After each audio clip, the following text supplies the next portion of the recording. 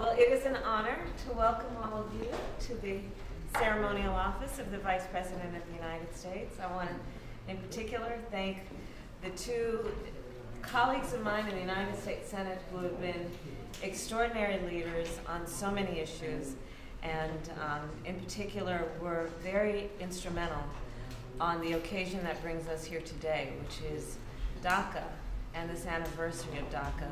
They have been tireless in their fight in the United States Senate and in the United States Congress. So I want to thank Senator Durbin, Senator Menendez in particular, for your leadership and your friendship on this issue and so many others.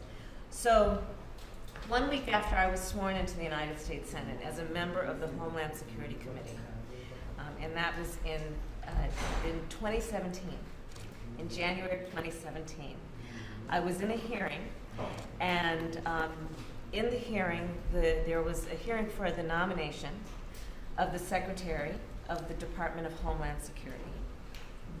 I remember that hearing quite well.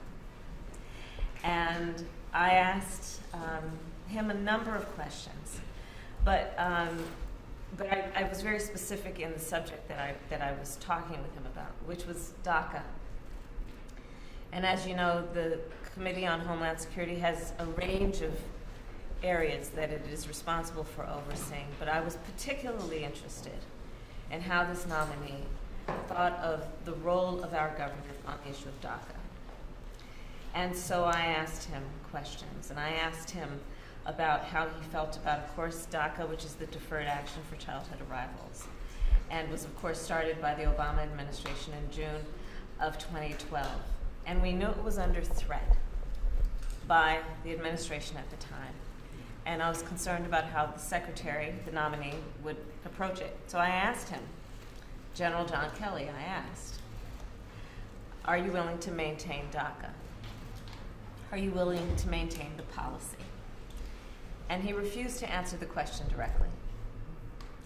And I will tell you, we are here on this day, on the anniversary of DACA, and I'm here on behalf of the Biden-Harris administration to tell you this administration fully intends to do everything in our power to protect our dreamers. There will be no question about that. There is no question about that. And it is really for one simple reason, and this I say to our dreamers, because you are home. This is the only home you've known. And this issue is as fundamental as that. And so on this day, I want to thank all of you for also doing the work that you've been doing to work with members of Congress. We have two of the greatest leaders from Congress here. But it's been the work of working as a coalition with members of Congress to clear a pathway to citizenship. And it has been a pathway to citizenship for our dreamers, for our farm workers, for individuals with temporary protected status. Even with DACA in place, we know that dreamers live in a constant state of fear about their status and about their future. And it is critically important that we provide a pathway to citizenship to give people a sense of certainty and a sense of security. The House of Representatives, of course, has passed the American Dream and Promise Act and the Farm Workforce Modernization Act. We are calling on the Senate to do the same, and these two have been two of the greatest leaders in that regard. I know that this morning, Chairman Durbin and the Senate Judiciary Committee held a hearing on the American Dream and Promise Act, and tomorrow talks will continue with a bipartisan group of senators.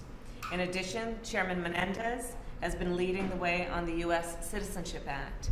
And again, I want to thank you both for your leadership, because it has not been easy to do what you have been doing for years in this fight.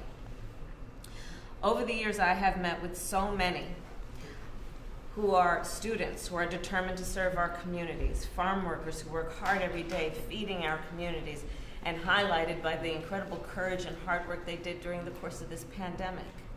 Care workers who risked their own lives during the course of this pandemic, every day, out of a commitment to follow through on their life of service by being frontline workers and being those people who the whole system relied on when almost everything else failed. So the immigrants that we are talking about are making incredible contributions to our nation, and dare I say, as we all know history, this is a nation that was founded by immigrants. So in this regard, there's not much that is new, except perhaps some people's perspective about what should happen at this moment in our history versus what has happened in the past. But it is time for us to correct course. It is time for us to renew our embrace of the traditions and the history of America and create a pathway for citizenship.